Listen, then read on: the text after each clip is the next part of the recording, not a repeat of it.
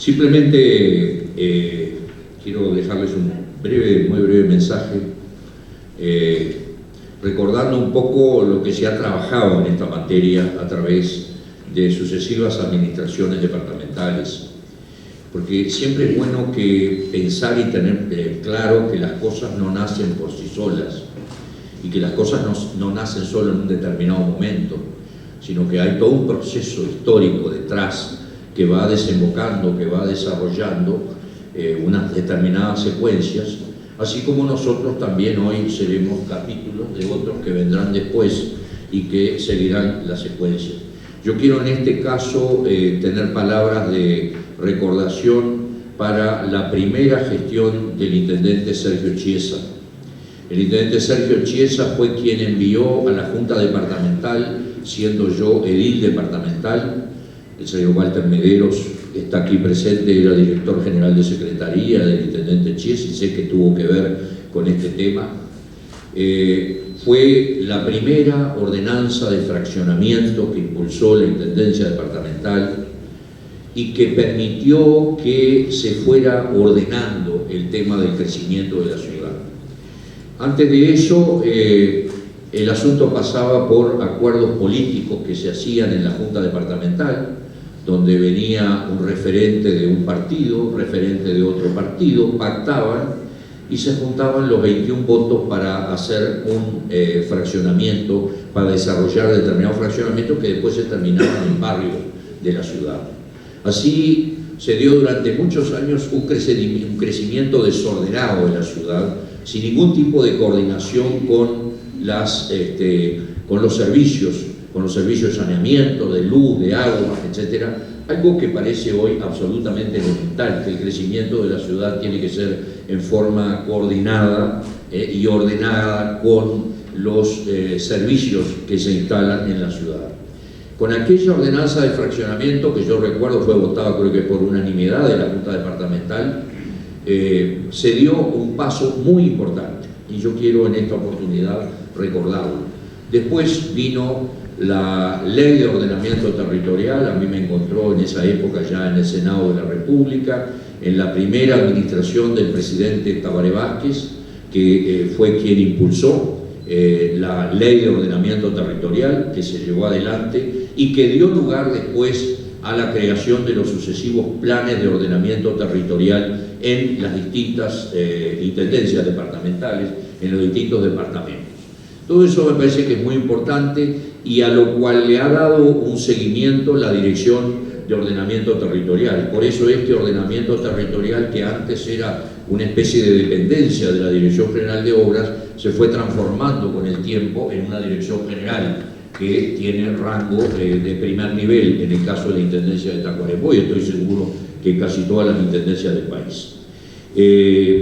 Recordando esas cosas, señalando lo apasionante e interesante que es este tema para la planificación, para prever lo que puede ser el crecimiento y el desarrollo urbano, el desarrollo de una ciudad, de una población, es que me complazco en participar de este evento. Yo me tengo que retirar dentro de unos minutos, pero he querido estar presente para acompañarlos porque me parece que es un tema de primer orden que tiene enorme trascendencia y además rindiendo honores como corresponde a quienes han trabajado ya durante muchos años en estos temas desde la restauración de la democracia prácticamente, desde 1985. Muchas gracias. Como le decía muy bien el intendente, estos procesos que son largos procesos y que tienen un comienzo ya hace un tiempo, cuando en el 2013 otro equipo de trabajo nos antecedió en la realización del plan de ordenamiento territorial y después una junta departamental que lo aprobó, y nosotros en este proceso, en este tiempo que hemos ido avanzando en la aplicación de ese plan de ordenamiento territorial de Tacuarembó y su microrregión, y con ello viendo y fueron surgiendo muchísimas expectativas o planteos por parte de la población en su conjunto, que en esta instancia de revisión del plan de ordenamiento territorial de Tacuarembó, se fueron plasmando. Nosotros hicimos una dinámica de trabajo, porque en realidad hoy nos convocamos a eso, a una dinámica de trabajo más allá de comentarles cómo ha sido el proceso y los resultados, porque la mayoría de ustedes, de los que están aquí presentes, ya trabajaron con nosotros y participaron, porque esto fue un proceso interactivo donde participó la sociedad en su conjunto y desde los lugares que cada uno le toca actuar. Entonces, en lo personal, lo que quiero es destacar ese equipo de trabajo que estuvo en el año 2013 y hoy está aquí, como decía muy bien el intendente Walter Medero, que estuvo en su momento, y a la fecha la dirección estuvo representada por la arquitecta Janina Sipsov, por el ingeniero agrimensor Pablo da Rosa, por la arquitecta Andrea Fernández, que Andrea viene del otro proceso y nos fue de gran utilidad todo su conocimiento en cuanto a todo ese proceso del año 2013. También el ingeniero Leonel Figarola, que está por acá presente, que en algún momento estuvo trabajando con nosotros, la doctora Adriana Rodríguez, que hoy ya no está con nosotros en la Intendencia porque por motivos laborales está en otro departamento, pero que desde la parte jurídica nos dio una gran mano. La escribana Yara Sosa, que es nuestra compañera de trabajo, que está aquí también presente, y nuestro compañero Oscar Díaz, que Oscar que tiene que ver con el nodo del sistema geográfico que se genera después de todo esto. Además de eso, hemos estado acompañados, y que ha sido quien llevó el hilo conductor, la arquitecta magíster Laura Vaz, que Laura es externa y es formada en ordenamiento territorial y fue quien nos ayudó en todo esto y fue la responsable de plasmar todo eso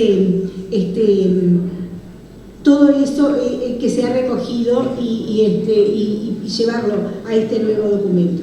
Y también hoy nos acompañan desde DINOT las arquitectas Irina Cerruti y Elba Fernández, que son nuestra contraparte en la Dirección Nacional de Ordenamiento Territorial y han sido fundamentales para nosotras. Estamos aquí contando con la presencia de GEA, que nosotros todo esto, además de lo territorial, lleva todo un estudio ambiental, y contamos hoy con la presencia de Gustavo Diverso y de Maceo Yot, tu apellido para mí siempre es ruso, ¿no? Es armenio, está. Ustedes sabrán disculparme. Lachinian. Y después teníamos la presencia de Carla Benítez, que también fue una técnica que nos acompañó hasta la semana pasada, porque bueno, hoy está también con otras actividades. Bueno, me quedé sin micrófono, parece que... Bueno, y también aquí están presentes por Dinagua, que hemos trabajado juntos, Juan Pablo Martínez y Daniel Alonso, porque bueno, todo este trabajo hoy por hoy con el cambio climático tiene que llevar esa mirada del cambio climático que es fundamental, y el mapa de riesgo que hemos trabajado con los compañeros de Dinagua es fundamental en todo este proceso. Nos quedan por nombrar a DINASEA del Ministerio de Ambiente, quienes también han estado trabajando con nosotros, y bueno, y destacar que han sido realmente muy importantes en esta tarea y que han estado presentes y nos han dado una gran mano. Agradecer a los demás directores, porque todos han estado comprometidos, al intendente da Rosa y al secretario general, doctor Otegui, como también recordar al intendente Esquerra y al secretario Omar Menéndez, que siempre nos apoyaron en toda esta tarea, y agradecer, como les decía, a todos los compañeros directores que estuvieron siempre, y a todos sus equipos, y a la prensa que hizo la difusión y nos permitió estar hoy aquí y contar con la presencia de ustedes. Así que bueno, nosotros habíamos generado un proceso de trabajo que si sale la diapositiva les puedo contar, y si no les cuento igual. Esto siempre pasa. Yo hoy dije, antes de salir, esto es como la ley de Murphy, si algo no sale mal, pero bueno, por suerte, la idea del trabajo es hacer una presentación por parte de los técnicos, el informe ambiental por parte de GEA, de los compañeros que están aquí presentes, el mapa de riesgo por parte de INAHUA, hacemos un pequeño coffee break y después una ronda de consultas y respuestas. Tenemos acá hojitas si alguien necesita anotarse las preguntas para recordarlas al final. Y ustedes, nosotros tenemos, los compañeros les van a mostrar cómo es el proceso. Tenemos todavía en estas instancias la posibilidad de incorporar alguna cosa que, bueno, nos haya quedado sin manejar. Pero bueno, deseamos que sea una buena jornada de trabajo, que sea útil para ustedes y, como les dije, les agradecemos muchísimo la presencia, como a los señores ediles, al intendente y al secretario. Muchas gracias. Bueno, como bien lo decía el señor intendente, esto es parte de un proceso de planificación y de ordenamiento del territorio que viene ya de muchos años y que en determinado momento debe adecuarse a la normativa que fue aprobada en el año 2008, la Ley de Ordenamiento Territorial, que introduce ciertos aspectos que son novedosos en la legislación uruguaya y que pauta la necesidad de estas instancias que estamos actuando en este momento, que es la participación pública. La Ley de Ordenamiento Territorial introduce en la planificación el aspecto ambiental y el aspecto de la participación ciudadana, que eran aspectos que no estaban considerados, y eso es muy importante. Antes de empezar a hablar un poco de lo que son esta revisión, también queríamos comentarles algunas modificaciones a la normativa que hubo a partir del año 2008, que también impactan en lo que es este producto final que estamos elaborando. En el año 2017 se aprobaron las directrices nacionales y en el año 2020 la reglamentación de las directrices nacionales. Y esto marca fundamentalmente un hito importante porque establece la obligatoriedad de los mapas de riesgo de inundaciones para todos los instrumentos de ordenamiento territorial, que va a ser elaborado por DINAHUA, no lo elaboran los gobiernos departamentales, sino que lo elabora un organismo específico del Ministerio de Ambiente, en este caso ahora, que es DINAHUA, que va a determinar los riesgos que hay en las zonas inundables de las localidades o de los ámbitos de actuación y los usos que se pueden dar a esos predios. Entonces, eso es muy importante, eso tiene un capítulo al final que lo va a estar explicando DINAHUA todo el proceso de elaboración. Nosotros solamente queríamos comentar que eso obedece a un cambio de la normativa y a su vez comentar que para esa elaboración del mapa de riesgo la Intendencia de Tacuarembó contrató estudios especiales, que en este caso fueron realizados por la empresa DICA, que hizo estudios para el arroyo Sandú, que fueron parte de lo que es la represa laminadora que se está ejecutando ahora. Se hicieron estudios para la cañada de la Matutina, para la cañada del Molino y para la cañada de Ramalla, o sea, 4 importantes cursos de agua que atraviesan la ciudad, de los tantos que tenemos, que le dan una información más precisa justamente para la elaboración de ese mapa de riesgo. Sumado a eso, también la Intendencia realizó un vuelo con drones en el año 2024, en enero del 2024, que también significó la generación de un modelo de elevaciones, un modelo digital de elevaciones, que le dio también mayor información en cuanto a la topografía de la ciudad y que también nos permite también marcar un punto de lo que había en determinado momento en todo el ámbito de... otra de las modificaciones que se produjo, tengo que volver a la anterior, ¿no? Sí, es en el año 2000, 24. Hay que volver al anterior. Ahí está.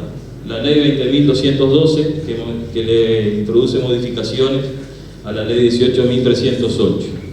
Y esas modificaciones, ahora sí vamos adelante, y fundamentalmente son en lo que impactan en la definición que estamos haciendo, es en la categorización del suelo.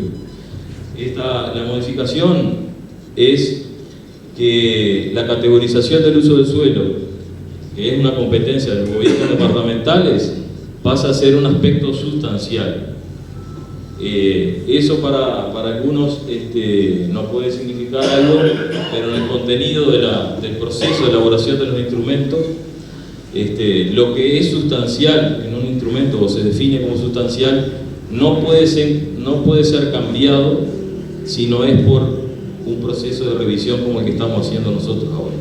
O sea, las categorías del suelo que se definen tienen que ser cambiadas, modificadas por un proceso o por otro instrumento, que en algún momento se dio que algunos gobiernos departamentales pasaron por alto y lo consideraban no sustancial y hacían como un bypass a lo que la ley disponía. Y otro aspecto que también no deja de ser menos importante, que también nos causó un poco de problema, es la definición, que la categorización del suelo debe reflejar los usos actuales o inmediatos. Eso significa que todo lo que se vaya a pensar a futuro, ¿no? Tiene que reconocer la categoría que tiene actual y después se tiene que plantear un atributo de potencialmente transformable. Eso es un cambio que también condiciona las definiciones que tenemos que hacer sobre los usos del suelo en la localidad cuando se hizo la actualización. Y otro aspecto que también es importante, que da una nueva herramienta y abre una nueva puerta, es la modificación en los programas de actuación integrada.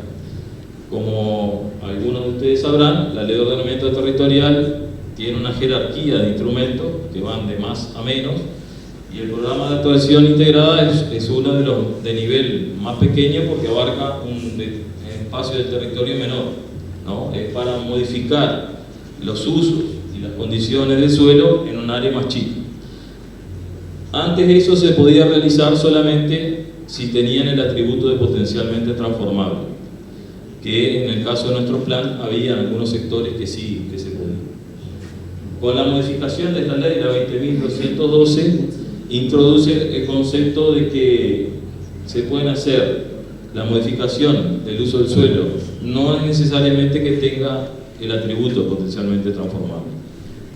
Puede ser por un PAI abreviado, que es justamente nosotros tenemos una zona, un sector de la ciudad, de la región que queremos modificar o pensamos que en el futuro lo vamos a desarrollar con determinado uso y destino, y le damos el atributo y le definimos todos los atributos urbanísticos que se van a hacer si se desarrolla eso que queremos.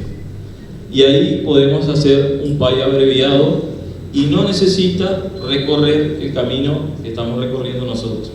Simplemente no requiere la evaluación ambiental, no requiere otros pasos, se simplifica la manera de hacer el cambio de uso del suelo. Eso nos permite planificar de otra manera, ¿no? Y después habilita que también el uso del suelo, que antes era muy rígido, solo se podía cambiar o por un instrumento o si tenía el atributo de potencialmente transformable, lo habilita a hacerlo en cualquier lugar. Se puede hacer a través de un PAI complementario. Si es en una zona rural, requiere un paso adicional, que es la aprobación por parte de la Junta Departamental de una declaratoria de interés departamental para el cambio de suelo, que es un tipo especial de aprobación de interés departamental. Entonces eso abre otro marco más flexible para ver cosas que a veces cuando estamos en el proceso de planificación no las vemos, porque el mundo ha sido muy dinámico, están surgiendo nuevas tecnologías, nuevas opciones logísticas, nuevas opciones comerciales, nuevas opciones energéticas que nos van generando necesidades de transformar el suelo, de transformar la región, pero que no, en cierto momento no estaban en nuestro horizonte.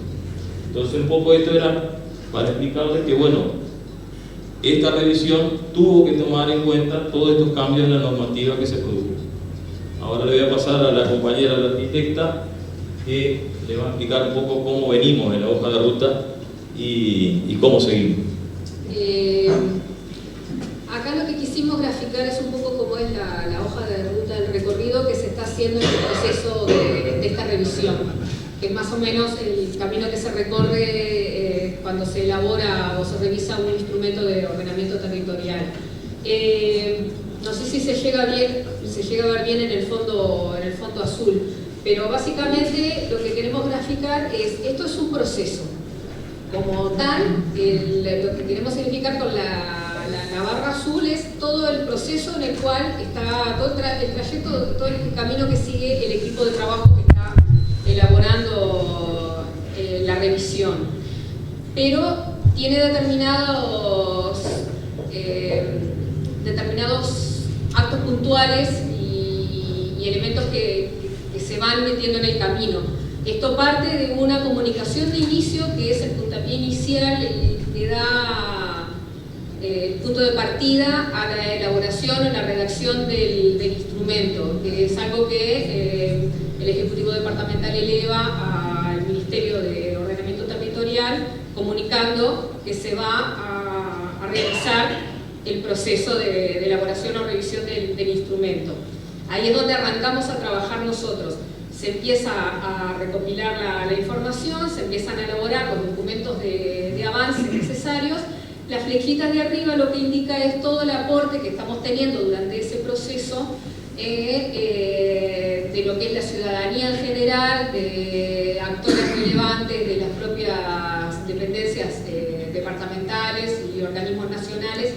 Todos esos son aportes que nosotros vamos incorporando al conocimiento y al trabajo nuestro de elaboración. Hay otro corte que se da, que es una vez que se elaboran los documentos de avance, se hace una puesta de manifiesto que es se publica, se da una vista a toda la población en general, se suben los documentos para que todo aquel que esté interesado en saber en qué estamos lo pueda hacer y a partir de ese conocimiento nos pueda también volcar sus aportes, digamos, dudas, comentarios, consultas o, por supuesto, también decir, miren, acá ustedes están planteando algo, pero en realidad la situación es esta otra. Es totalmente válido y para eso que se abre esa ventana de consulta que es mínima de 30 días por ley. Nosotros, en este caso, hicimos una puesta de manifiesto de 45 días para poder dar la posibilidad de recibir la mayor cantidad posible de aportes desde la población. Una vez que se pasa esa etapa, obviamente se juntan todos los aportes y se empieza a hacer el ajuste y una profundización en los documentos que se están elaborando. Empezamos a profundizar más, pisando más sobre seguro las propuestas que se van a desarrollar. Cuando ya se tiene un grado de avance suficiente, hay otro corte que es la aprobación previa, tanto por parte del intendente como de DINOT y, digamos, Ministerio de Ambiente y Ministerio de Ordenamiento, Ministerio de Ambiente, para el Ministerio de Ambiente y Ministerio de Ordenamiento de Vivienda y Ordenamiento Territorial. Contando con esa aprobación previa, nosotros ya empezamos a lo que vendría a ser la elaboración ya más firme de lo que es la documentación, todo lo que es los componentes del plan local, del instrumento, y ahora podrán dar la flecha que está arriba, indica, estamos llegando justamente a lo que es la instancia de hoy, que es la audiencia pública, en la cual es otra ventana de oportunidad en la cual se espera poder recoger también aportes, consultas, comentarios de la población afectada, ¿no? En cierto modo, porque, digamos, si hay algo que tener en claro es que es algo esto que va a impactar, afectar, o, digamos, algo que nos va a gobernar a todos, digamos, todo el ámbito de, digamos, toda la Tacuarembó a partir de esto creo que es algo que es de interés de todos, todos los aportes que puedan tener nos van a servir. Pasada esta audiencia pública se van a recoger todos los aportes que ustedes nos hagan y se hace el ajuste de los documentos finales. Ahí ya estamos en la etapa de empezar a cerrar, se termina de elaborar toda la documentación y esa documentación ahí empezamos a trabajar en una ida y vuelta con la siguiente instancia que tenemos, que es se envían los documentos tanto al Ministerio de Vivienda y Ordenamiento para que nos den los informes de correspondencia con todos los demás instrumentos. Eso, una vez que ellos revisan eso, nos dan su aprobación. El Ministerio de Ambiente hace lo mismo con el informe de impacto ambiental y la Junta Departamental, por supuesto, también ahí participa y en esa ida y vuelta, una vez que se llega, tenemos el documento final. Ahí viene el tercer corte, que es el de la aprobación definitiva por la Junta Departamental. Es decir, que una vez que ya se tienen los documentos, se hace la aprobación definitiva y a partir de eso llegamos a lo que es el producto final, que es la promulgación del decreto por parte del intendente y la publicación en el diario oficial. Y a partir de ahí empieza a estar vigente este nuevo POT, digamos. En cuanto a los documentos que van a integrar el instrumento, el POT 2025 lo empezamos a llamar así para diferenciarlo del POT 2013, que es el que está vigente al día de hoy. Vamos a tener una memoria informativa, que es una especie de, se recoge toda la información y es como el diagnóstico, se llega a diagnosticar la situación actual, una memoria de participación en la cual se documenta, se recoge todas las instancias que estamos teniendo de participación para la elaboración del instrumento, que parte desde estas instancias que estamos teniendo con ustedes, otras que hemos tenido con varios de los que veo acá presentes en la sala de talleres, reuniones sobre diferentes temas, una memoria de ordenación en la cual se empieza a argumentar y a justificar, a presentar lo que se propone en esta revisión, toda digamos, empezar a explicar qué es lo que se propone y por qué, y después una memoria normativa que es lo que normalmente se llama el articulado, digamos, es el proyecto de decreto que va a ser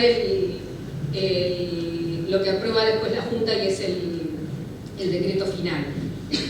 Todo eso va a estar acompañado de gráficos, tanto de información de lo que es la situación actual como de los de propuesta, todo lo que se está proponiendo en el plan. Y un informe ambiental estratégico. Esto es muy importante porque la dimensión ambiental es transversal a todo el proceso. Durante todo el proceso, desde el arranque, estamos trabajando en conjunto con los compañeros que son especialistas en todos los temas ambientales. Justamente ellos es lo que van a desarrollar más adelante, pero ellos nos están acompañando desde el inicio hasta el final de la elaboración del documento y presentan también su informe. En el proceso de revisión, esto más o menos como a grandes rasgos.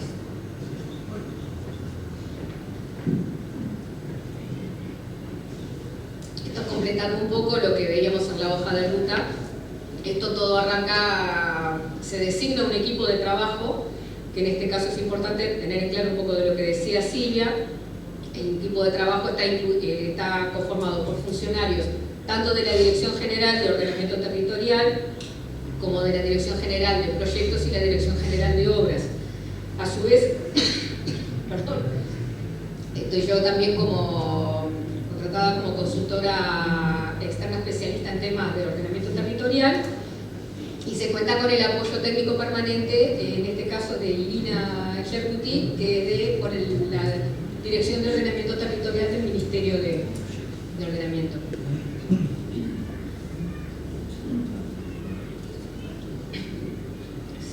Después, con ellos es que venimos trabajando y por supuesto el aporte que se viene recibiendo desde el inicio en todas las instancias de participación. Una vez conformado el equipo, se realiza el análisis del ámbito territorial, de lo cual esto lo que quiere decir es que se realiza observación directa, recorridos por el ámbito trabajo de campo. Siempre se dice que el mejor urbanismo para poder planificar hay que caminar el territorio, para poder conocerlo. También se cuenta en este momento con herramientas como el dron que explicaba Pablo, que es lo que nos permite también tener literalmente una foto de la situación actual, con la cual nosotros podemos comparar, al día de hoy, esto es con lo que contamos. Podemos comparar con lo que había antes y todo lo que pueda venir después. Nosotros ya tenemos al día de hoy registrado cómo comenzamos. Y también, por supuesto, recopilación de información en general. Todo eso después también genera un producto que es un sistema de información territorial que vamos a poder disponer de forma digital de toda la información lo más completa posible y detallada de todo lo que se conoce sobre el ámbito. Con todo eso nosotros a su vez vamos a también identificar los actores relevantes, con los cuales nos interesa a nosotros poder saber sus opiniones, sus pareceres, incluirlos en todo lo que es el conocimiento del territorio. Para eso hemos mantenido reuniones con las direcciones, referentes de las direcciones departamentales de la Intendencia, pero también con referentes técnicos de distintos organismos públicos, UTE, Ministerio de Transporte, OCE, digamos, se han tenido con los colectivos profesionales también, que eso es importante, por supuesto, arquitectos, agrimensores, escribanos, digamos, y por supuesto otro tipo de actores que también son de gran interés por la incidencia que tienen en el territorio, como por ejemplo los desarrolladores inmobiliarios y asociaciones empresariales. Todo eso además se habilitó una cuenta de correo electrónico para que todo aquel que estuviera interesado en hacernos más aportes más allá de las instancias específicas para eso pudieran estar en permanente comunicación con nosotros. Y bueno, está en la puesta en manifiesto, la ingreso pública, que lo que hablamos, que se va, todo lo que conforma después se va a registrar en la memoria de participación. Después la siguiente etapa, con todo, juntando toda esa información, es lo que se llega a un análisis, diagnóstico y síntesis propositiva. Es decir, que nosotros la información no solamente la juntamos, sino que eso nos permite llegar a un diagnóstico y con ese diagnóstico empezar a hacer un avance de lo que podrían hacer las posibles propuestas a plasmar a futuro. Nosotros después vamos a hacer todo eso se ajuste, teniendo los intercambios que vamos teniendo, se ajuste y se hace la definición más concreta de las propuestas a realizar en la revisión. Después, todo eso va a llegar se van a consolidar los documentos finales, que son los que van a ir a la aprobación y se llega al proyecto aprobado y promulgado. Una vez que está, sí, el punteo acá, el diagnóstico general, acá nos referimos justamente a la etapa una vez que se recopiló toda la información, se levantó todas las opiniones, todo esto que venimos diciendo antes. Una síntesis de todo el diagnóstico al que llegamos vendría a plantearse en esto, lo que llegamos. El modelo territorial que está planteado del 2013, en el 2013, sigue vigente. Es decir, que en ese sentido venimos manteniendo la línea de lo que se pensaba y se preveía en el 2013. Sí se hizo una revisión de los límites del ámbito de aplicación. En este caso, no sé si ustedes recuerdan, el ámbito era Tacuarembó y su microrregión, incluyendo la localidad de Imporá. Nosotros ahora, a partir de todo lo que se analizó, decimos que era conveniente incluir a la localidad de Paso Bonilla, por la proximidad y la vinculación tangible que existe con el ámbito. La estrategia de planificación también se mantiene como válida con algunos matices. Entonces, lo que vemos a la luz de todo lo que se ha venido gestionando en estos 10 años, las nuevas herramientas que han aparecido, entendemos que convendría seguir la línea pero con un giro un poco más pragmático. ¿A qué me refiero con esto? A veces ustedes conocen que se iba mucho por el lado de planificación derivada, planes parciales para poder desarrollar determinados sectores, los programas de actuación integrada que estaban pensados para determinadas áreas para poder transformarlas. Ahora, aprovechando que tenemos nuevas herramientas, se trata de ir ya más, definir más cosas, poder concretar más cosas para poder avanzar más sobre firme y poder tomar decisiones que vayan más acompasadas con los tiempos, como con la velocidad de los cambios que se dan en el territorio. Después, los cambios en la normativa nacional, que es lo que comentó Pablo hace un rato. Eso es necesario reflejarlo, poder incorporar todo eso para actualizar el POT en función de esos cambios. De las propuestas que se planteaban en 2013, por suerte podemos decir que muchas de ellas se han concretado. Ejemplo de eso, lo de desvío de cargas pesadas para no congestionar tanto determinadas rutas, el crecimiento urbano hacia los lugares donde el POT originalmente lo preveía. Se han venido consolidando parcialmente esas zonas. La represa laminadora, que es un proyecto que está ya en ejecución sobre el arroyo Sandú.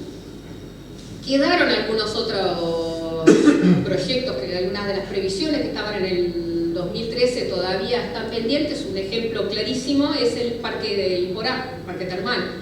Eso ya se preveía, no se pudo concretar, pero por suerte ahora podemos decir que se está concretando y se trata de retomar con fuerza porque se le reconoce la importancia que tiene en esta nueva revisión.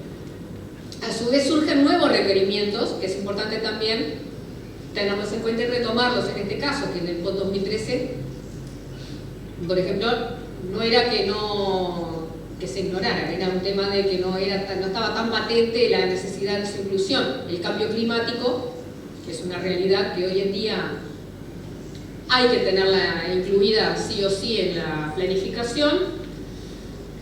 Algunas necesidades de equipamientos que han surgido en estas reuniones, justamente se han tomado nota de requerimientos que han surgido que se van a volcar en esto.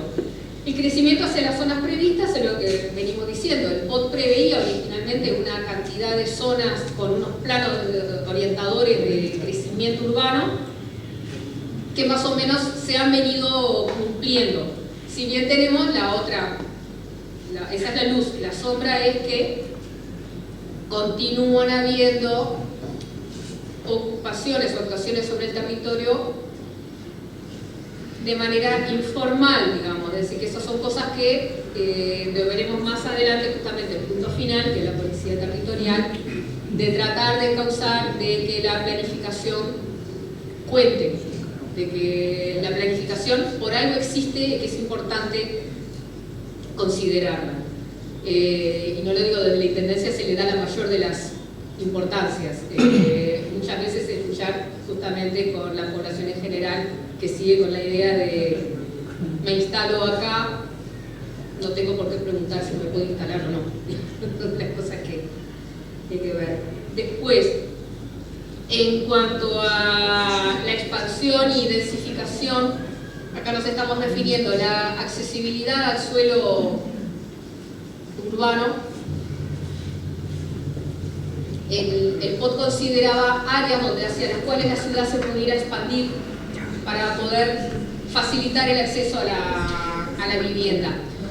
En esta revisión nos planteamos que está bien esa visión, pero que es importante complementarla con fortalecer la parte de la densificación de la ciudad.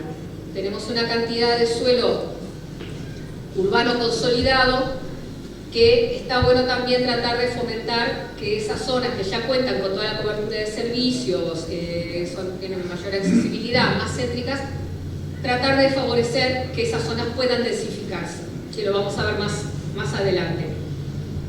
En cuanto a los usos logísticos e industriales, hay una especie de desfasaje justamente que se da lo que preveía el POT. Se planteaban determinadas zonas en las cuales se podía acceder a suelo para actividades industriales y logísticas, pero a las cuales se podía acceder mediante una transformación del suelo con PAI, un programa de actuación integrada. Eso traería ciertas dificultades en cuanto a los plazos para poder transformar esos suelos. Empresas que de repente querían proponer instalarse en otro lugar, digamos, había más que nada el problema era con los plazos.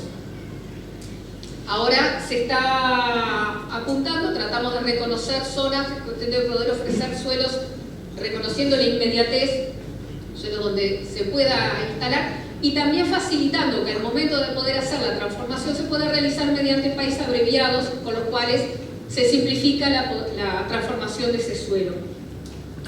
También en cuanto a transporte justamente volviendo a lo que uno de los desvíos de cargas que estaba previsto se logró consolidar, falta todavía uno de los desvíos que estaba previsto para poder descongestionar Ruta 5, estamos en la disyuntiva si vale la pena hacer un desvío o puede ser un cruce de desniveles. Eso es algo que se está estudiando con la gente del Ministerio de Transporte. La Policía Territorial, que es el último punto, pero no por eso menos importante, por eso está en mayúsculas, no le ponemos chispitas para que no quede tan, pero es importante. Y es importante que todos tengan presente que es intención del equipo y de la Intendencia poder reforzar, poner en valor y colaborar lo más posible en que la policía territorial sea efectivamente ejercida en el territorio. Es la forma más justa para todos, es la forma de poder realmente poder desarrollar y ordenar el territorio de la manera más ordenada, valga la redundancia, posible. Es un cambio de mentalidad, ya la policía territorial funciona, digamos, la idea es reforzarla, darle más cometidos. La foto aérea va a ser un elemento central, en este caso una herramienta central para la policía territorial, que se está contando con una línea de base en la cual todos sabemos lo que hay al día de hoy y con grado de detalle, son centímetros, no está acá Leonel para decirme, pero la foto aérea tiene una precisión allá, quien nos puede decir la precisión que tiene la foto, pero 3 centímetros, bien. Y por supuesto el sistema de sanciones. Bueno, hola a todos, yo ya conozco todas las caras. Voy a ser más breve porque en realidad no olvidemos que esto es una revisión, ¿verdad? Entonces voy a tratar los aspectos más relevantes del POTBET 2025, donde se hizo más hincapié en la investigación y en el proceso de elaboración.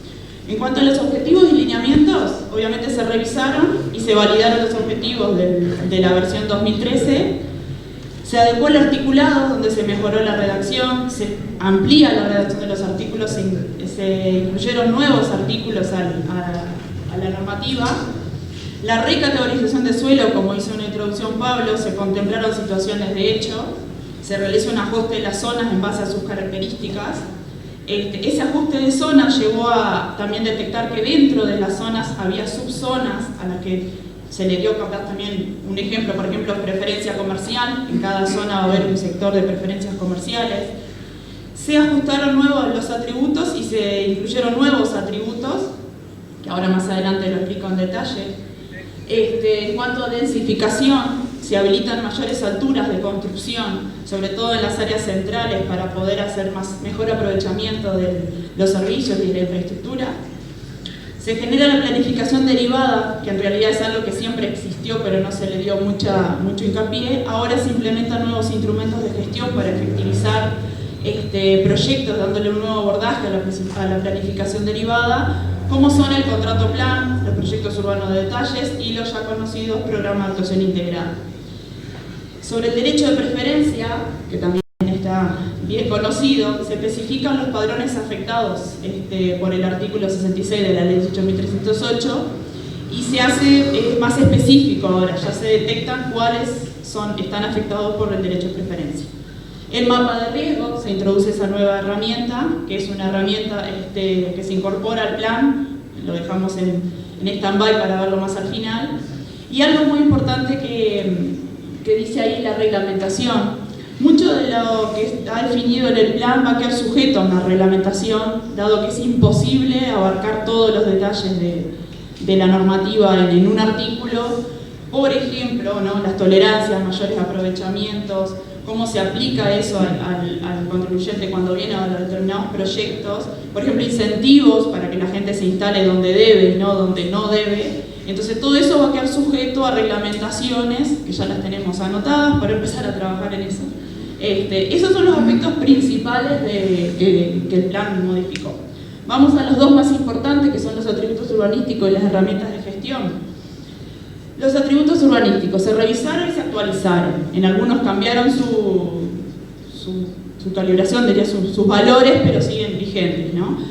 El que se incorporó el factor es el factor de ocupación verde, que si bien fue una incorporación dada por una revisión parcial del plan, que es el decreto 42 del año pasado, que se incorporó el uso del factor de ocupación verde para los usos industriales. Ahora lo que hicimos fue ampliarlo para todos los demás usos, residenciales, logísticos, comerciales. Otro atributo que se modificó bastante fue la altura máxima de construcción. En la ficha normativa se establecen las alturas máximas que se permiten, pero van a estar sujetas a una viabilidad previa. Hasta los 12 metros no va a haber problema, pero para llegar a la altura máxima permitida para cada zona va a haber que solicitar una viabilidad previa, la cual va a estar sujeta a lo que digo, a una reglamentación donde van a haber criterios técnicos que, dependiendo del lugar donde estén, es lo que le vamos a solicitar, o estudios de asolamiento, o tratamiento de fachadas, o retranqueo de algunos niveles. Esto va a estar todo especificado en una guía que se va a elaborar a futuro. Los estacionamientos, que es un grave problema que tiene Tacuarembó, se amplía la exigencia para la incorporación de los mismos en todos los programas, ya sea residenciales, comerciales, programas de grandes superficies. Es algo que ahora se va a exigir. Antes era una sugerencia, ahora es una exigencia. Y otro aspecto son las herramientas nuevas de gestión, que es el proyecto urbano de detalle y el contrato plano. Que le paso a mi compañera acá. Proyecto urbano de detalle, digamos, estos son elementos que después les vamos a hablar. Estos se han incorporado con una revisión parcial que tuvo el plan recientemente. Lo podemos explicar sintéticamente. El proyecto urbano de detalle está a medio camino entre el ordenamiento del territorio y un proyecto arquitectónico. Digamos, se define un perímetro en el cual se define que en ese perímetro para poder desarrollar ese perímetro hay que contar con un proyecto urbano de detalle, el cual implica que se va a tener que definir la infraestructura básica, la vialidad, más o menos cuál es la idea de ciudad que se quiere en esa pieza, digamos, si se quiere crecer en altura, si se quiere densidad baja. Se definen, digamos, la volumetría general, la necesidad de equipamientos sociales o no, dependiendo la programación de la pieza. También se va a definir en ese proyecto de detalle la equidistribución de cargas y beneficios que se va a tener. Es decir, que se va a contar con una normativa detallada del suelo, con los usos y la edificación, un proyecto físico del trazado vial, amanzanado de infraestructuras, y un proyecto de gestión, que es lo que hablamos, para poder, todo eso va a ser lo necesario para poder desarrollar las piezas como se indica. Nosotros en el plan estamos previendo 3, creo que son, ahora después lo vamos a ver, 3 perímetros específicos en los cuales se va a poder aplicar esta herramienta. El contrato plan básicamente es un mecanismo de gestión que lo que busca es conjuntar la iniciativa privada con la política del gobierno departamental sobre la base de objetivos negociados y la estipulación mediante un contrato de las obligaciones de cada una de las partes involucradas. Esto después lo podemos ver más en detalle, pero básicamente es poder tener actuaciones en conjunto digamos, en las cuales mediante el contrato se determina bien qué es lo que cada parte aporta al proyecto. Bueno, acá vamos a ver un poco las láminas. Acá tenemos el plan, todo el instrumento, tanto la memoria de información, participación, ordenación, el articulado, fichas, planos, para el que quiera revisarlo ahora en el entretiempo. Vamos a ver, sí. Sí, en la página de la Intendencia está únicamente colgado el articulado, las fichas y las láminas, porque es lo que después es la norma y lo que después se aplica en la gestión. Las otras memorias son documentos que complementan toda esa elaboración, son parte, pero complementan o justifican también la definición de los artículos. Allá tienen los planos, estos que vamos a ver, que están colgados ahí. Acá empezamos. Vamos a ver, primero que nada, el ámbito de aplicación. El ámbito de aplicación del plan Tacuarembó y su microrregión abarca 3 localidades: la localidad de Tacuarembó, la localidad de Iporá y la localidad de Bonilla. La gran incorporación fue Bonilla por su cercanía, relación laboral también que tiene con Tacuarembó, se la incorporó. Igualmente Bonilla ya había tenido categorización de suelos con la aprobación de las directrices. Lo que hicimos ahora fue zonificarla y poder generarle una reglamentación. A ver, pasa otra.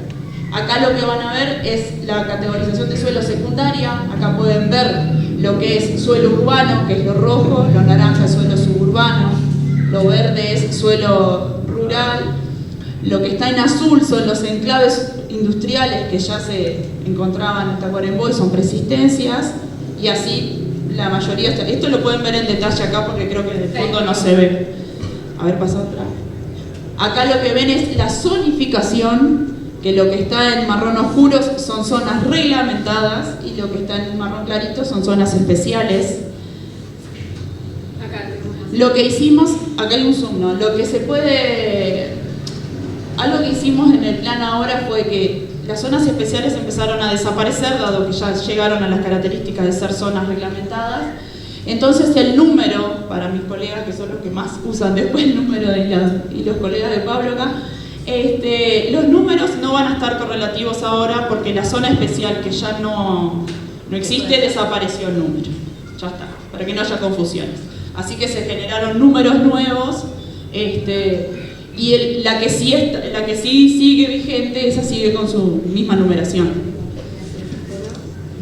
Vamos a ver, pasar la siguiente, la otra. Ahí. Acá podemos ver un ejemplo de una zona reglamentada. La zona reglamentada número 3. Lo que pueden ver ahí es los límites de la zona. Van a ver en amarillo que es la zona comercial, que en los artículos está detallada con preferencia comercial. ¿Qué significa preferencia comercial? Por ejemplo, lo beneficiamos con los atributos urbanísticos. Por ejemplo, en zonas comerciales se va a poder construir el 100% del predio porque entendemos que es más beneficioso para el comercio. No significa que no se puedan instalar comercios en otros lados, pero van a contar con el factor de ocupación del suelo normal, genérico de la zona. No significa que no pueda haber vivienda ahí, pero si hay vivienda, el uso preferente va a ser comercial. Entonces, la residencia o el aspecto residencial no puede quejarse después del uso comercial. Igual, si ustedes, que son todos, la mayoría son locatarios, se dan cuenta que las zonas comerciales, de hecho, se está yendo hacia ese lado, son zonas comerciales. Lo otro que se puede ver ahí es un ejemplo de los proyectos urbanos de detalle, todo el sector de infraestructura de AFE, eso es propiedad de AFE. No sabemos cuál va a ser el destino, entonces lo que hacemos es dejarlo previsto como un proyecto urbano de detalle, el cual, cuando AFE se decida el destino de eso ahí, va a tener que hacer un proyecto integral, ver qué impactos tiene sobre la zona, sobre el entorno y desarrollar un proyecto urbano de detalle. A ver, pasa otra. Bueno, las cañadas con sus respectivas influencias. Aquello de lilita que ven arriba es la afectación del mapa de riesgo, que luego lo van a ver más detalladamente. Acá hay otra zona especial, que no se le ve el rayado, pero es toda una zona especial, potencialmente transformable a residencial turístico. Esto es un caso de que se va a poder hacer un programa de actuación integrada abreviado, porque nosotros ya definimos las características de esa zona. Y lo que ven ahí es un enclave industrial que se detecta por una persistencia. Así, más o menos un pantallazo para que vean lo que pueden llegar a ver en las distintas zonas.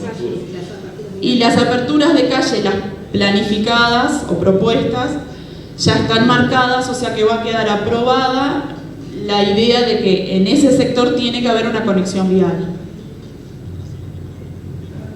Esta es otra zona industrial, es en la revisión parcial que se dio por el decreto 4224, se determinó una zona industrial. A ver, esta es otra zona industrial, que es donde está Samán y sus alrededores, que es lo que comentamos al principio. La ley ahora nos habilita a poder categorizar el suelo con el uso actual y el uso inmediato. Estas son zonas industriales que también lo que hicimos fue definirles las condicionantes para poder generar e instalarse por la herramienta de PAI abreviado, cosa que antes no lo teníamos. Antes cualquier industria que quería instalarse debía hacer un PAI complementario, que es prácticamente todo el mismo proceso que estamos haciendo para esta revisión, lo cual ahora con un PAI abreviado se simplifica el proceso. Lo interesante de la zona industrial ahora que nosotros definimos son zonas con industrias de alto riesgo y de bajo riesgo. Así que vamos un poco a separar, dependiendo qué tipo de industrias vengan, de actividades, separarlas en alto riesgo y bajo riesgo. Lo mismo con logístico. Acá es un ejemplo bien clarito de que ahora debemos categorizar el suelo con el uso actual. Todos conocen Ruta 5, se perfiló como zonas logísticas, entonces ese suelo ya se lo categorizó como suelo logístico. Igualmente se dejó, pasa otra, zonas de crecimiento para la zona logística mediante un PAI abreviado. Acá Bonilla, lo mismo, se zonificó, acá tenemos la zonificación secundaria con la zona residencial, zona industrial que es el aserradero, y zonas con el atributo potencialmente transformable. Industrial. Sí, industrial residencial, pasada acá. Bueno, esta es la localidad por su entorno. Bueno, tocó el lago y por ahí, más lindo. Bueno, acá un poco lo que queremos mostrar en esta lámina es lo que, bueno, se venía un poco hablando, ¿no? Ya en el plan anterior, en el 2013, en la versión 2013, se había dejado abierta la puerta para lo que puede ser un desarrollo turístico en lo que es la zona del balneario Iporá y Parque Manuel Oribe. Y esto un poco lo que muestra es todo el conjunto de actividades que se están desarrollando actualmente en el balneario y en el Parque Oribe, con un conjunto de actividades que marcan ese perfil y ese uso turístico vinculado también a la naturaleza. Entonces, un poco mostrar la circulación que tenemos del transporte forestal, que también se realiza en el predio, áreas de deportes aeronáuticos, áreas de deportes náuticos, áreas de senderismo, todas actividades vinculadas al esparcimiento y al uso natural de esa zona. Entonces, visto la revisión y el diagnóstico que se realizó en su momento,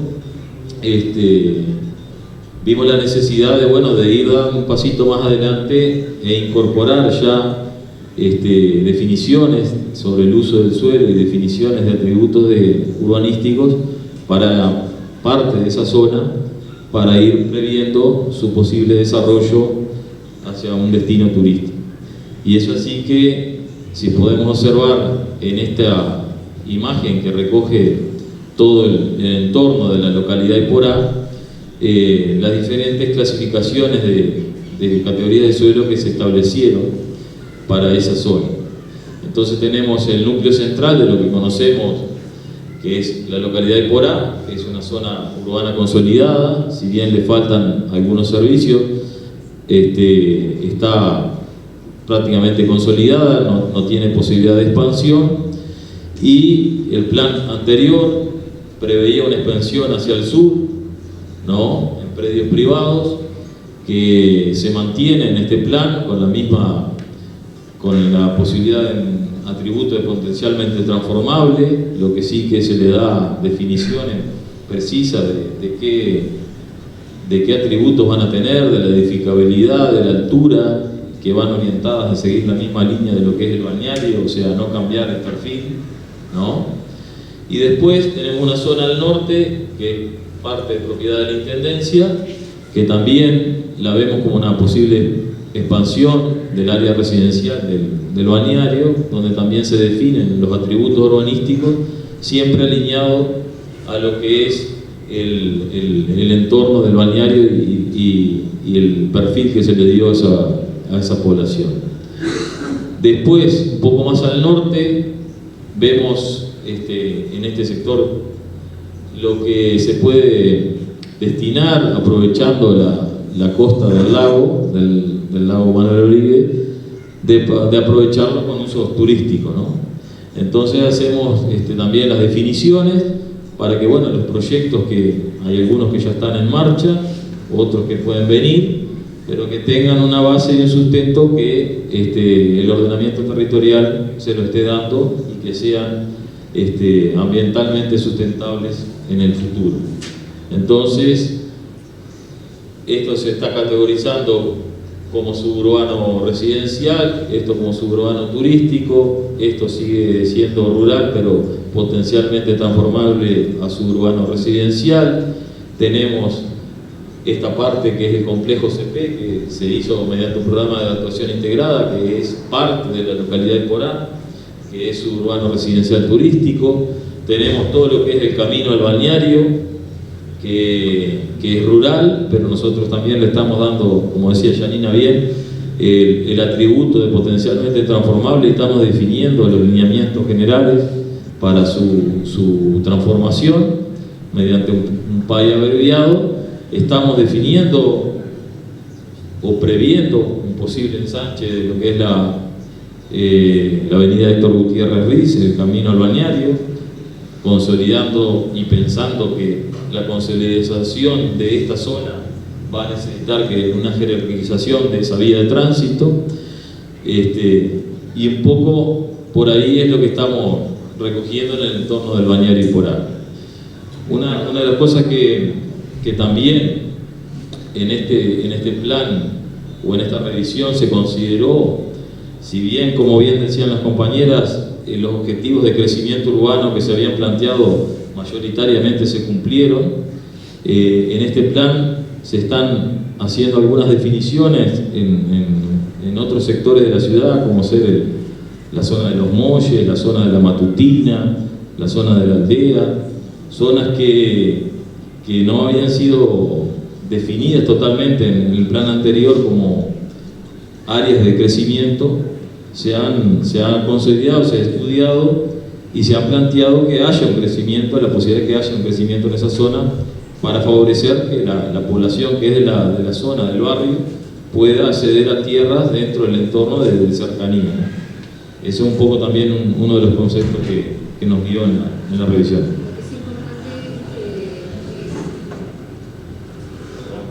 Lo que es importante que lo que nos permite este proceso de planificación es que esta recategorización no abre la portera a cualquier cosa. Acá nos permite regular que el pasaje a suburbano, residencial o turístico sea con un alto protagonismo del verde, con una baja densidad de ocupación, cuestión de tratar de respetar al máximo y poner en valor el paisaje y las características naturales de la zona, digamos.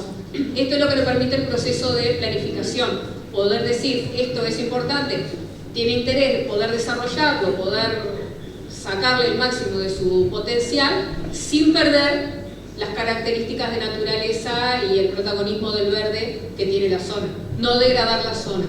Por eso es importante poder marcar los atributos que van a ser necesarios respetar al momento de la transformación.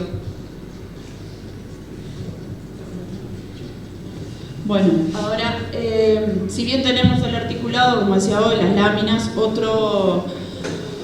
otra parte del documento son las fichas normativas. Este va a ser el nuevo aspecto de las fichas normativas, Y lo que quería era hacerle un breve resumen de dónde está la información, por ejemplo. Por ejemplo, en la ficha normativa vamos a tener en el sector 1 ahí los usos del suelo para la zona. Ahí ustedes van a encontrar los usos admitidos, los usos condicionados, los no admitidos para la zona a la cual pertenece la ficha. En el 2 vamos a tener todos los atributos urbanísticos. En el 3 está la categoría y la planificación. En el 4, aspectos particulares de la zona. O sea, cada zona tiene algún padrón, alguna situación, algo que hay que tratarlo de forma individual, se encuentra en ese sector.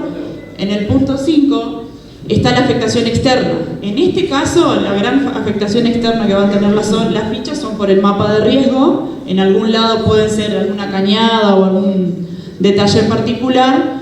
Y este otro sector que quedó en el número 6 es información gráfica adicional, como la ubicación, muy a grandes rasgos para identificar la ubicación de la zona, y los gráficos normativos que tenemos pensado después hacer un pequeño esquema de lo que es un retiro, un gálibo, una altura, como para tener algo muy genérico. Esta es otra ficha que es especial, y acá hay una gran diferencia, pasar la otra, donde la información es la misma, pero acá está la ficha que te habilita a hacer un PAI abreviado, ¿no? Ustedes en el punto 3 van a ver la categoría y la planificación, y ahí dice potencialmente transformable y a qué se va a transformar, y abajo te dice mediante qué instrumento, que sería un PAI abreviado. Y acá está el detalle de que el 1 y el 2 a la izquierda son los usos y atributos para la categoría actual de la zona. Cuando se quiera transformar, se va a tener que transformar para los usos y los atributos de la categoría propuesta, que es la que está a la derecha. O sea, capaz que este detalle ahora no llega mucho, pero cuando lo empiecen a usar y a leer, es un aspecto que está bueno tenerlo en claro porque es lo que más cambió. No sé, para aclarar un poquito ahí, las zonas especiales son las que justamente tienen esa doble columna, ¿no? En la izquierda están los usos y la categoría actual, ¿no? Y los atributos urbanísticos de la categoría actual. Y a la derecha están los usos que se van a permitir si uno realiza el PAI, ya sea abreviado o complementario, si en el caso que tengan el atributo, y los atributos urbanísticos. O sea, si yo quiero transformar en esta zona parte del suelo, voy a tener que destinarlos a los usos que están a la derecha y respetar los atributos urbanísticos de la categoría propuesta. Si no cumplo con eso, no va a haber cambio del uso del suelo, ¿no? Eso es lo que indica la ficha.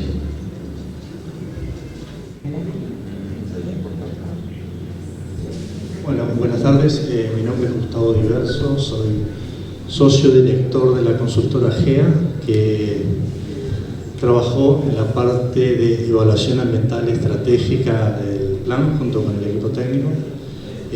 Marcelo Chinian, licenciado en biología, es especialista en ecosistemas sensibles. Precisamente en la parte de preguntas puede detallar más sobre lo que yo voy a exponer brevemente, que es el trabajo de evaluación ambiental estratégica del plan.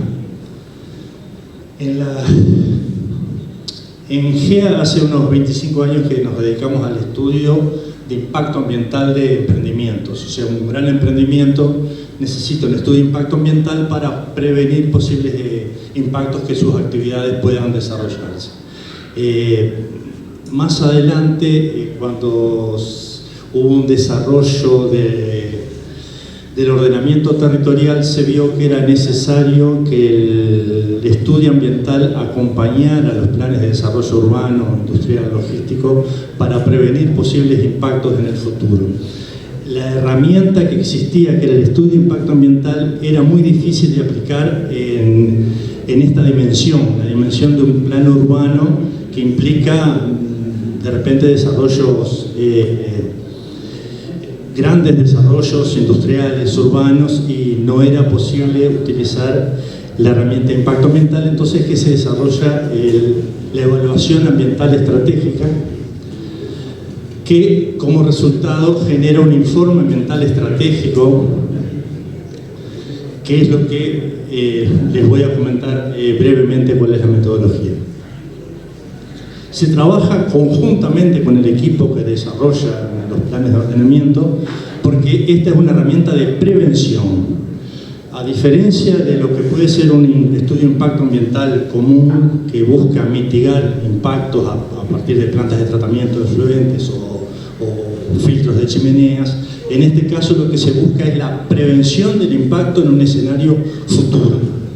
O sea que el ejercicio es, conjuntamente con quienes desarrollan el plan, es imaginar un escenario futuro originado por el cambio del uso del suelo que puede generar desarrollos urbanos, industriales o logísticos, y es ver ese escenario futuro, cuáles son los posibles impactos en los ecosistemas sensibles del medio que se pueden generar. O sea, en este caso yo les hablo de aspectos ambientales y no de actividades. Cuando se estudia un emprendimiento concreto, se busca cuál es el impacto que puede generar una actividad. En el caso de planes de ordenamiento es muy difícil identificar todas las actividades posibles de un desarrollo urbanístico, un desarrollo industrial, un desarrollo logístico de aquí a 10 años. No es posible identificar las actividades. Entonces, ¿qué se hace? Nos focalizamos en lo que se llaman aspectos ambientales. Entonces nosotros, tratando de abstraer las actividades futuras que se van a desarrollar en ese suelo cambiado o recategorizado, nosotros tratamos de identificar cuáles son los, por ejemplo, residuos, ruidos, efluentes, emanaciones al aire, afectaciones al paisaje, o sea, grandes aspectos ambientales que pueden ser afectados por el desarrollo del ordenamiento territorial que estamos haciendo. Entonces, en este caso, se imagina un escenario futuro, y sobre ese escenario se trabaja tratando de identificar los posibles impactos para prevenirlos de antemano, ¿verdad? O sea, prevenir de antemano es para prevenir de que no suceda. Precisamente en el decreto, el punto A pide identificar los aspectos relevantes de la situación ambiental. Los aspectos precisamente se refieren no a las actividades, sino a cuáles son los efluentes, ruidos, residuos, afectación, presencia física, tránsito, todo lo que un desarrollo urbano, industrial, logístico, turístico puede generar. Sobre esa definición de escenario futuro, se busca cuáles son los objetivos de protección ambiental. Generalmente hay zonas sensibles, hay arroyos, cañadas, montes, lugares que preservar. Y sobre eso se ven cuáles serían los posibles efectos ambientales significativos de los cambios propuestos. Una vez que se identifican, se establecen las medidas para prevenir, reducir o compensar los efectos ambientales negativos. Esas medidas que se proponen para prevenirla, se les da un seguimiento para ver que efectivamente se esté cumpliendo con lo diseñado. El informe ambiental estratégico, como yo les decía, no se puede hacer después de que el plan está realizado, sino que hay que trabajar en conjunto con el equipo técnico responsable. La próxima. Bueno, en este caso les pongo ejemplos de lo que se hacen en esos escenarios futuros de impacto. Puede ser el paisaje, cuencas visuales, la calidad ambiental de los cursos de agua y agua subterránea. Ustedes vieron que en los mapas hay algunos arroyos que tienen zonas de protección. Eso es en base a los estudios de los cursos de aguas existentes. La vegetación nativa, que cada vez tiene más importancia en nuestro país, o sea, el monte nativo. La demanda de agua potable, o sea, el agua es un bien cada vez más preciado y más requerido, por lo tanto, asegurar la demanda de agua es uno de los aspectos ambientales más importantes. La próxima. Los objetivos de los estudios ambientales estratégicos, o sea, específicamente de este estudio, es el desarrollo equilibrado sostenible, preservación de las infraestructuras existentes, valorizar los bienes patrimoniales construidos y naturales, o sea, paisajes, bienes arqueológicos, que a nadie se le ocurra hacer minería en el Cerro Batoví, yo qué sé, cosas de esas. Evitar urbanizaciones en zonas inundables, ese es un trabajo que creo que se va a presentar más adelante, el mapa de riesgo que elaboró DENAGUA. Uso del suelo y actividades, o sea, cuáles son las actividades que se pueden desarrollar en determinados ambientes y cuáles no, porque son sensibles a determinados aspectos ambientales. Y finalmente promover el consumo sostenible de los recursos, agua, aire, suelo y ecosistema. O sea, usarlos sin destruirlos. Eso es el resumen. El seguimiento, que era lo que yo decía, que es para asegurar de que todo lo que estamos proponiendo realmente funcione, se fundamenta en normativa internacional, y básicamente es identificar indicadores adecuados y ir midiéndolos a lo largo del tiempo para ver si lo que nosotros propusimos para preservar o para cuidar determinado recurso se está cumpliendo. Básicamente ese es el resumen de lo que va a estar o lo que está en el informe ambiental estratégico del Plan de Ordenamiento Territorial. Gracias.